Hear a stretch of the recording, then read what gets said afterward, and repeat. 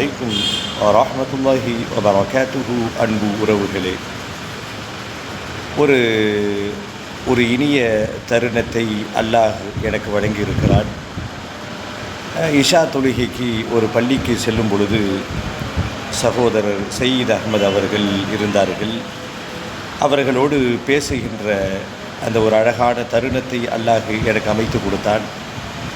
இது எந்த அளவுக்கு ஒரு பூரிப்பையும் ஒரு மகிழ்ச்சியையும் எனக்குள் உண்டு பண்ணுகிறது என்று சொன்னால், நம் பார்வையிலே பெரிய பதவியில் உள்ளவர்களை, முதலமைச்சர்களையும் பிரதமர்களையும் விஐபிகள் என்று சொல்லுவோம்.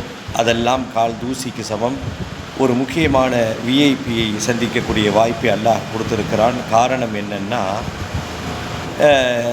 நாம் இன்றைக்கு இறைவன் வழங்கி இருக்கின்ற அருட்கொடைகளை அனுபவித்து கொண்டு நாம் நன்றி கெட்டவர்களாக, நன்றி மறந்தவர்களாக வாழ்கிறோம்.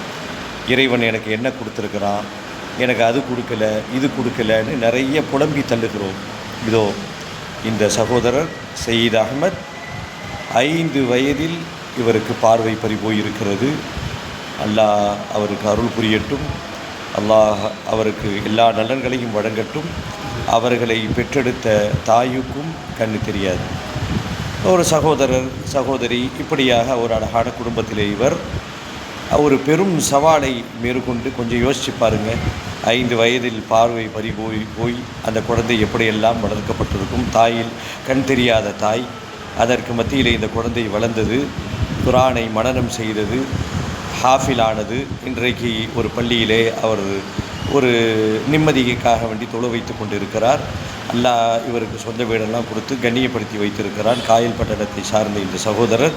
கண்டிப்பாக நாம் ஒவ்வொருவரும் அல்லாஹ்வுக்கு ஒவ்வொரு நொடி பொழுதிலும் நன்றி செலுத்துவர்களாக இருக்க வேண்டும்.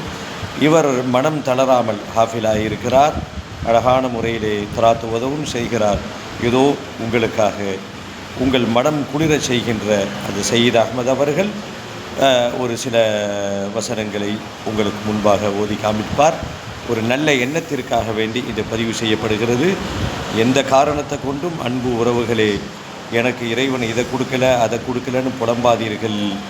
ஒவ்வொரு விதமான சோதனையில் அகப்பட்டவர்கள் இந்த உலகத்தில் இருக்கிறார்கள். 5 வயதில் பார்வை பறிபோன பிறகும் கூட எல்லா குழந்தைகளும் ரசிக்க வேண்டிய அந்த ரசனைகள் எல்லாவற்றையும் அனுபவிக்காத இவர் குர்ஆனை மனதில் ஏந்தி அதை அன்றாட வாழ்க்கையிலே ஓதி கடைபிடிக்கக்கூடிய ஒரு நிலையிலே அவர் இருக்கிறார். மாஷா அல்லாஹ், மாஷா அல்லாஹ். 500 தடவை இல்லை, 1,00,000 தடவை அல்ஹம்துலில்லாஹ் சொல்லலாம். இதோ அந்த சகோதரர் உங்கள் செவிக்கு இனிமையாக சில வசனங்களை ஓதவிருக்கிறார். சயீத் அஹ்மத் அவர்கள் ஓதுங்கள். أعوذ بالله من الشيطان الرجيم. بسم الله الرحمن الرحيم. ربما يود الذين كفروا لو كانوا مسلمين ذرهم يأكلوا ويتمتعوا ويلههم الأمل فسوف يعلمون وما أهلكنا من قرية إلا ولها كتاب معلوم ما تسبق من أمة أجلها وما يستأخرون وقالوا يا أيها الذي نزل عليه الذكر إنك لمجنون لو ما تأتينا بالملائكة إن كنت من الصادقين ما ننزل الملائكة إلا بالحق وما كانوا إذا منظرين إنا نحن نزلنا الذكر وإنا له لحافظون. அல்ஹம்துலில்லாஹ். சகோதரர் ஒரு 2 ஆயத்தை ஓதன உடனே அவரை முடிக்க செய்துவிடலாம் என்று நான் பார்த்தேன். இருந்தாலும் அவருடைய அந்த அழகான கராத்து, தஜ்வீதுடைய உச்சரிப்பு, எல்லாவற்றுக்கும் மேலாக அவர் முடிக்கும் பொழுது கடைசியில் ஒரு வசனத்தை ஓதி முடித்தார். இதுதான் இன்ன நஹ்னு நஸ்ஸல்ன ذிக்ர வ இன்னா லஹு லஹாஃபிதூன். பல நூற்றாண்டுகளுக்கு முன்பாக அருளப்பட்ட இந்த குர்ஆனை பற்றி அல்லாஹ் இப்படி சொல்லுவான், நாம் தான் குர்ஆனை இறக்கினோம், நாமே பாதுகாப்போம் என்று.